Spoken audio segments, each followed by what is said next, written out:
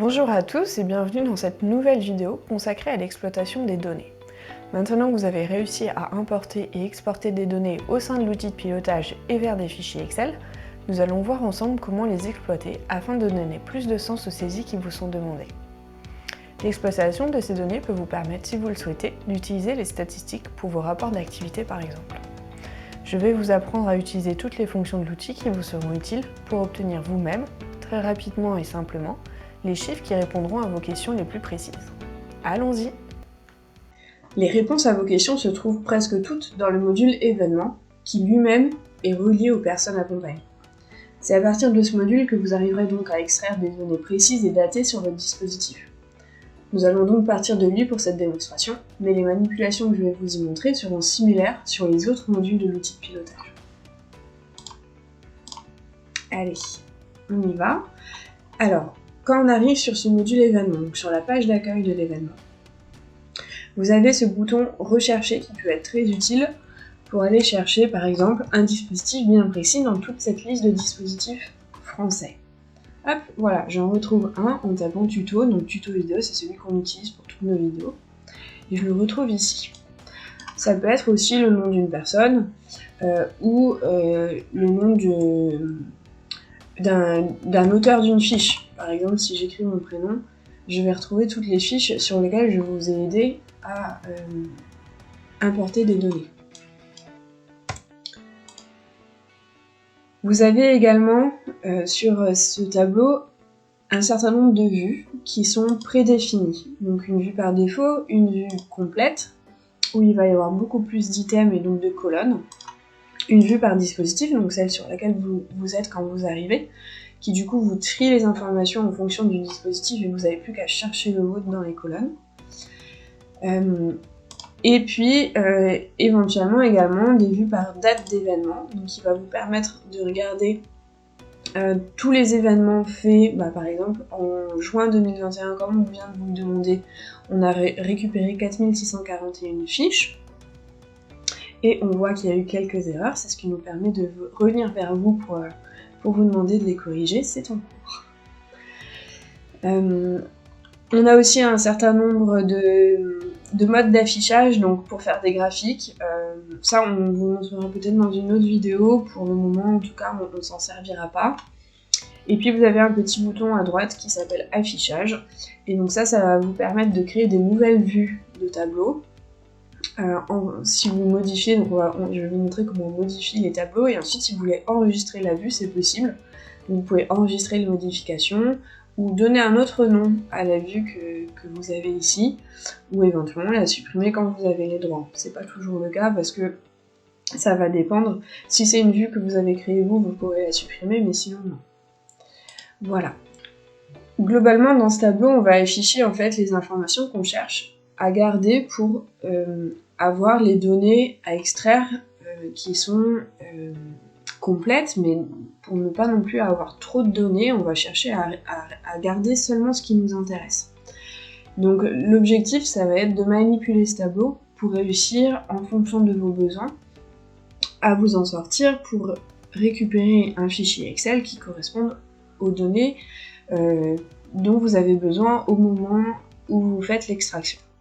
Donc on va partir d'une vue complète pour vous montrer que vous voyez toutes les colonnes qui sont grisées, en fait ça correspond à des indicateurs des fiches personnes, et toutes les données qui sont en orange ou en jaune, là, ce sont des données qui correspondent aux fiches événements. Donc tous les indicateurs qu'on vous demande de remplir dans vos tableaux Excel, on les retrouve dans ce tableau-là. L'objectif, ça va être un petit peu de faire le tri dans l'ensemble de ces fiches, enfin de ces colonnes, pour extraire du coup des données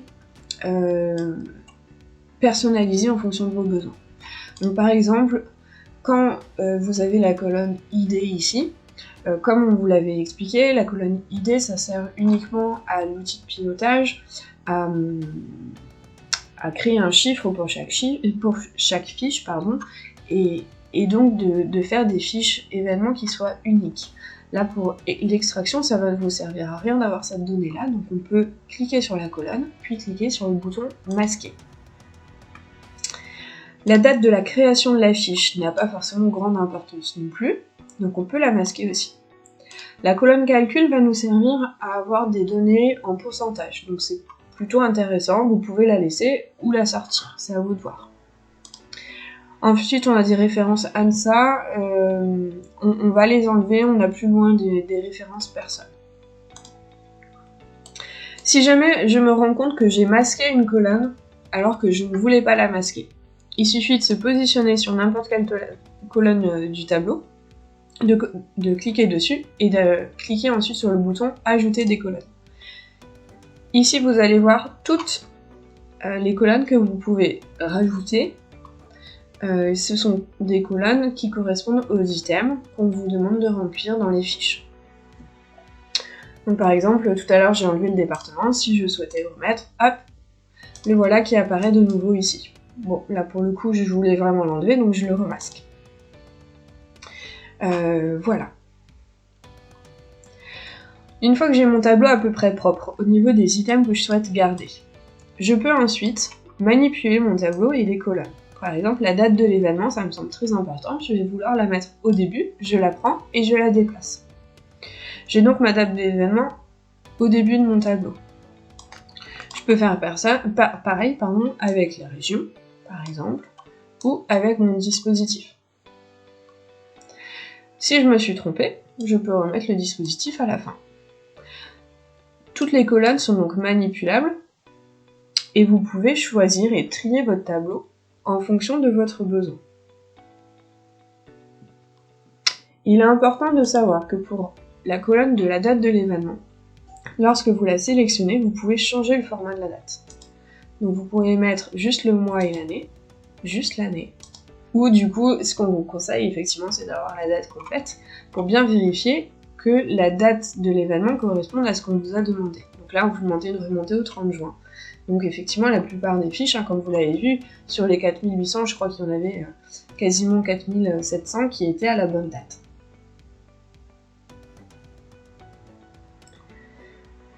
Et si ce tableau, par exemple, correspond à quelque chose, à une vue, en tout cas, dont vous aurez besoin plusieurs fois, et vous savez que c'est quelque chose que vous allez rechercher à avoir de manière régulière dans l'année, vous pouvez tout à fait cliquer sur le bouton « Affichage » et créer une nouvelle vue à partir du tableau.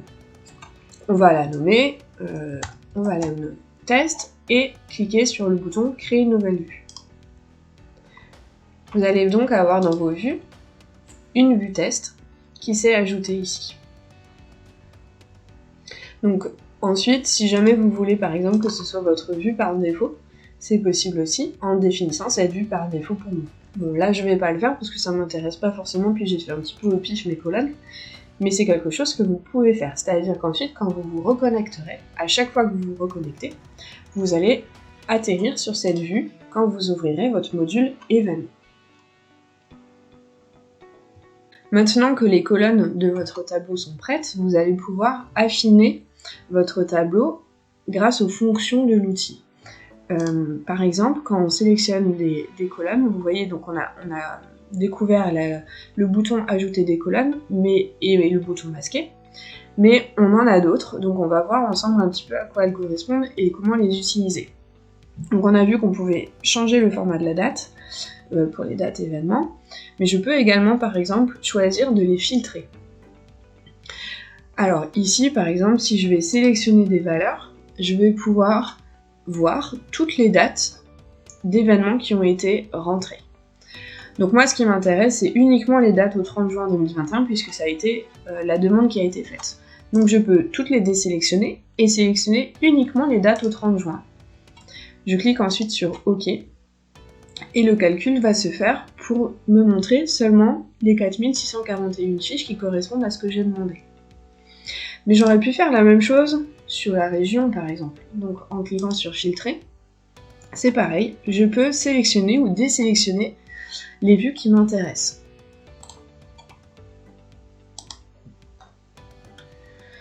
Donc pour la démo, on va effectivement partir des dates du 30 juin, mais cette colonne, une fois qu'elle est filtrée, ou en tout cas, elle peut se mettre n'importe où dans le tableau, les filtres restent à partir du moment où ils ont été faits une fois.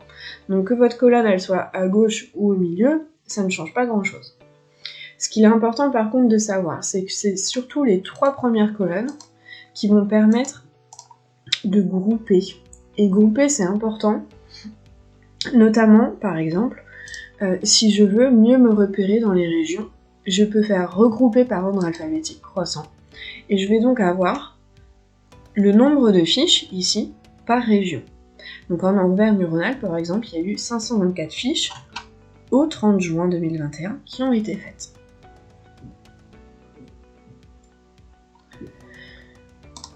La colonne calcul va me permettre de calculer une somme, une moyenne ou un pourcentage.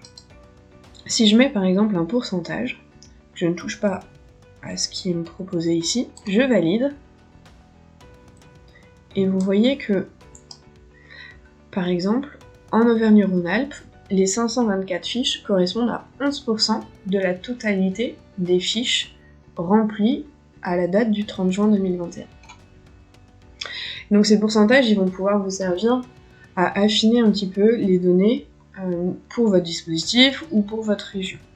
Donc là, par exemple, si on choisit, je sais pas, au pif, de regarder le nombre de femmes qui présentent des troubles cognitifs, par exemple, en Île-de-France. Donc l'Île-de-France est ici, j'ai eu 857 fiches de fait. Et je vais aller prendre ma colonne sexe pour sélectionner les femmes. Je vais la mettre à côté de ma région.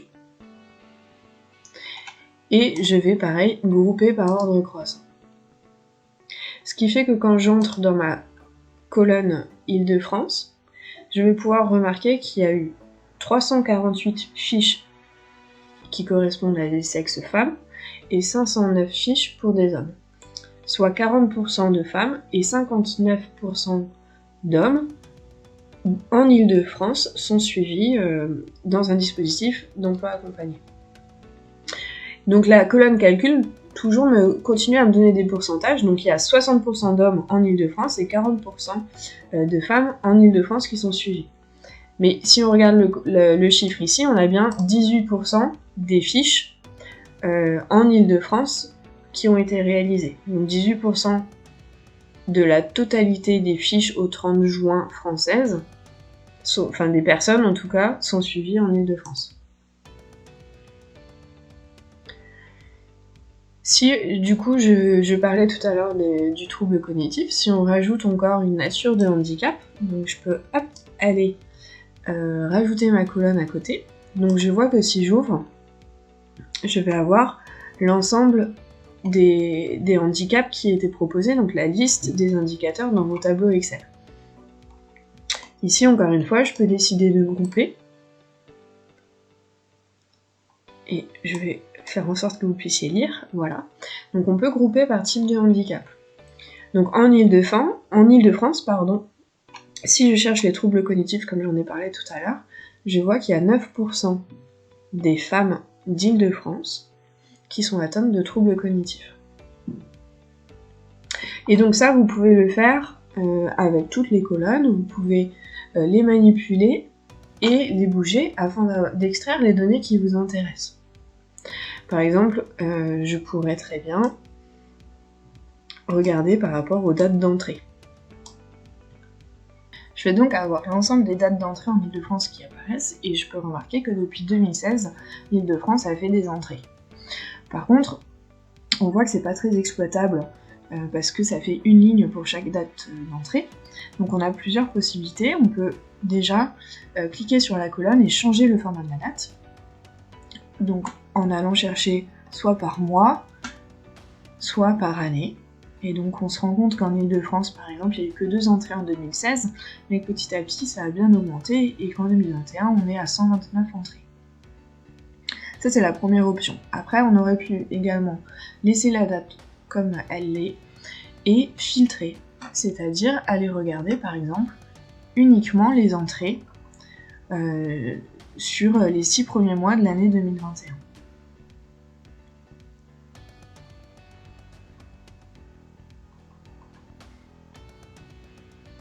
Hop.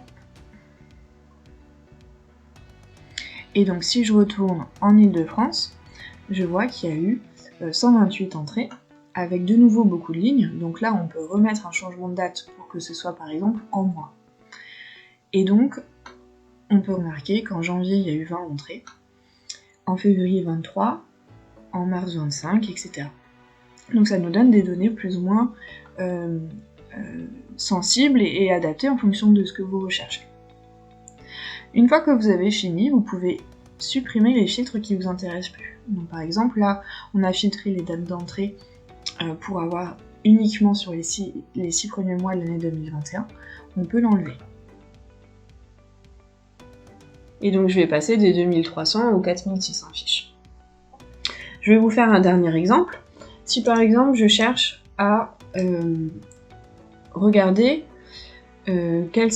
comment sont répartis les autistes en France, par exemple. Donc je vais prendre ma colonne de nature de handicap, je vais les grouper,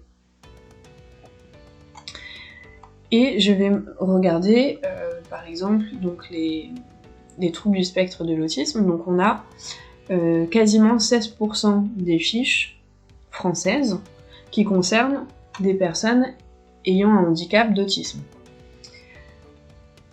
Si jamais je veux regarder comment ils sont répartis dans les régions, donc là c'est ma deuxième colonne, ça tombe plutôt bien, je peux également la grouper cette colonne. Ainsi je vais pouvoir voir qu'il y a 12% des TSA qui sont en Auvergne-Rhône-Alpes et 15% dans le Grand Est, également quasiment 15% en Île-de-France, 17% en Nouvelle-Aquitaine, et ensuite des petits pourcentages chez le reste de la France. Donc ça nous permet d'avoir une répartition des handicaps sur la France, et après, si ça vous intéresse d'aller plus loin, on peut regarder par exemple en Auvergne-Rhône-Alpes, soit quand c'est qu'ils sont rentrés dans les dispositifs, est-ce que c'est plutôt des entrées qui datent, ou est-ce que c'est plutôt des entrées qui sont récentes. On peut également trier par sexe si on a envie. Donc est-ce que c'est plutôt des hommes ou plutôt des femmes. Donc là, encore une fois, vous pouvez grouper si vous en avez envie pour avoir des informations en plus. Donc on remarque qu'en Auvergne-Rhône-Alpes, il y a 80% quasiment des personnes qui sont TSA qui sont des hommes. On pourrait par exemple aussi aller regarder quelles sont l'orientation des personnes TSA. Est-ce qu'elles sont plutôt orientées par les MDPH ou le service public de l'emploi. Donc là aussi, on peut grouper pour se donner une meilleure idée. Et on remarque que 75% des personnes TSA en Auvergne-Rhône-Alpes proviennent d'une orientation MDPH. Imaginons que ces données correspondent à peu près à ce que vous avez envie d'extraire. Vous n'allez peut-être pas vouloir extraire l'ensemble du coup des 741 fiches, par exemple, des personnes avec autisme. Donc on va pouvoir déjà commencer par filtrer. Donc je veux les personnes TSA, mais je les veux uniquement sur la région d'Île-de-France. Hop. J'en ai donc 111, dont voilà 93% qui proviennent de la MDPH. Voilà. Donc je veux ce tableau-là un petit peu réduit pour avoir moins de lignes sur mon tableau. Et parce que c'est ce qui correspond à ce dont j'ai besoin comme information. Je vais donc cliquer sur le petit bouton exporter. Hop. Et ouvrir mon tableau. Voilà.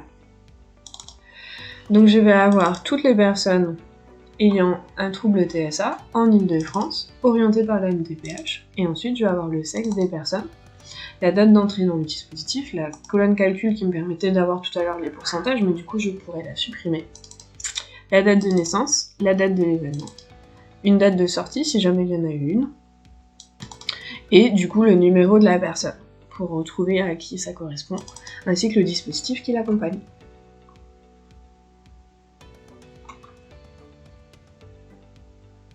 Voilà.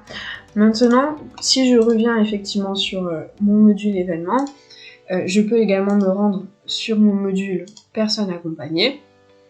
Et comme vous le savez déjà, vu que vous avez déjà utilisé l'outil, je retrouve un tableau qui est à peu près identique à celui des événements. Je peux manipuler mes colonnes de la même manière, utiliser la fonction recherche également, enregistrer mes vues si j'en ai envie, Tout ça, c'est des choses qui sont tout à fait identiques d'un module à l'autre. Je peux masquer des colonnes, en ajouter, les filtrer ou les trier par ordre croissant, par ordre décroissant. Par exemple, si je veux les personnes qui ont injecté des fiches, je peux trier et je vais avoir toutes les fiches triées par ordre alphabétique. On est du coup sur le même ordre d'idée pour ce tableau-là des personnes accompagnées. Et de la même manière, une fois que votre tableau correspond à ce dont vous avez besoin d'extraire, vous pouvez cliquer sur Exporter. J'espère que cette vidéo vous permettra de manipuler l'outil avec plus d'aisance. Petite précision tout de même, lorsque vous allez exporter votre fichier Excel, de base votre tableau sera verrouillé. Mais vous pouvez le déverrouiller sans mot de passe en cliquant sur Révision et ôter la protection de la feuille. Ainsi vous pourrez déplacer et modifier colonnes et lignes à votre guise. Merci d'avoir pris le temps de regarder cette vidéo. À bientôt!